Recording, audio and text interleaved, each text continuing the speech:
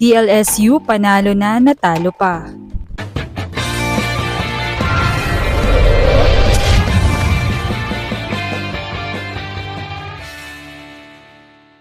What's up, Volleyball Nation? Welcome back to my YouTube channel. Narito ako para magbigay sa inyo ng updates tungkol sa mundo ng volleyball.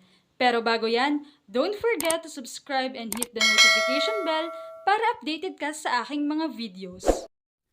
Sa nakaraan ngang apat na head-to-head match sa pagitan ng UST Lady Tigresses at De La Salle Lady Spikers, ay patuloy ang pananaig ng mga kababaihan sa Espanya. Marami naman ang talagang ibinibigay ang credit sa mga panalong ito sa Season 86 Rookie of the Year Angge Poyos at starting 6 opposite hitter Reg Jurado. Sa unang set nga ay magandang run ang ipinakita ng Tigresses dahil maaga nilang tinambakan ang De La Salle. Habang sa set 2 naman ay nilamangan ulit nila ang DLSU pero humabol ang La Salle sa pangunguna ni Team Captain Angel Canino.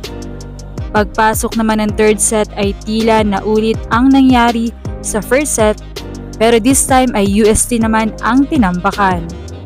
Lamang na nga ang De La Salle from 2 sets to 1. Habang pagpasok ng fourth set ay di kita ng laban. Pero nakaligtas pa ang UST at nabitbit ang laban sa fifth set. Strong start ang ipinakita ng La Salle as they lead the game sa score na 7-3. Pero tinrabaho ng UST ito at naitabla sa score na 8 ang laban. Very crucial nga ang galawan ng both teams as we know it's only race to 15. Nakahinga naman ng malalim ang UST players and UST community nang nilamangan nila ng dalawa ang La Salle, 13-11. Maya-maya ay nag 13-14 ang score in favor of UST. Naggitgitan pa sa mahabang rally pero nag-end ito sa crucial error ng libero ng La Salle nang nag-double contact si Pia Rodriguez. Sobrang masakit ito for Lady Spikers dahil kung naipanalo nila ang fourth set ay hindi na ito aabot ng fifth.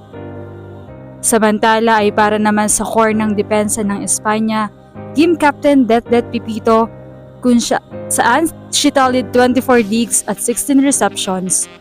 Pero para sa kanya ay ang teamwork talaga ang naging susi nila to win the game. Pinaalalahanan niya rin daw na dapat maging strength nila ang bawat isa. Kasi the past games nila ay tila nagkakanya-kanya sila. Grabe din talaga si reigning Rookie of the Year Angge Poyos with her 28 points on 21 attacks, 3 aces and 1 block, with 17 digs and 17 receptions. Habang katulong din si Reg Jurado with 17 points, 6 digs and 1 reception. Carvalho with 22 sets, Alteo with 10 points. Ayon pa kay Det, yung gutom nila nabalik talaga at hindi sila namimili ng team na pinaghahandaan.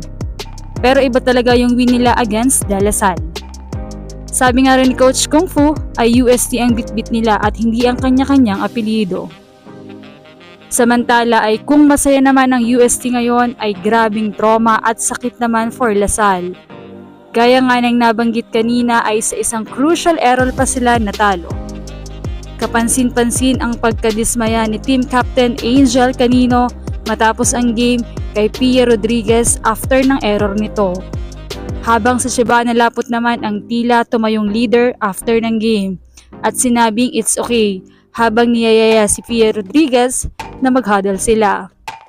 Okay lang talaga naman na-touch ang mga fans dahil kumalma ito at na-comfort ng team. Well, part of the game. May nananalo, may natatalo. Ang mahalaga ay kung paano nila i-handle ang ganitong sitwasyon at kung paano sila babawi sa mga susunod pang games.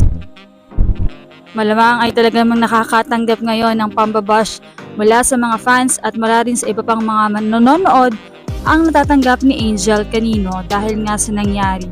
Pero hindi natin masisisi ang players kung ganun agad ang kanyang magiging reaksyon. Pero as a team captain ay dapat daw ay talagang ipinakita nito na hindi basta-basta madidiktahan ng ganoong game ang samahan ng team nila. Anong masasabi niyo rito? Leave a comment below. Thank you for watching and don't forget to subscribe.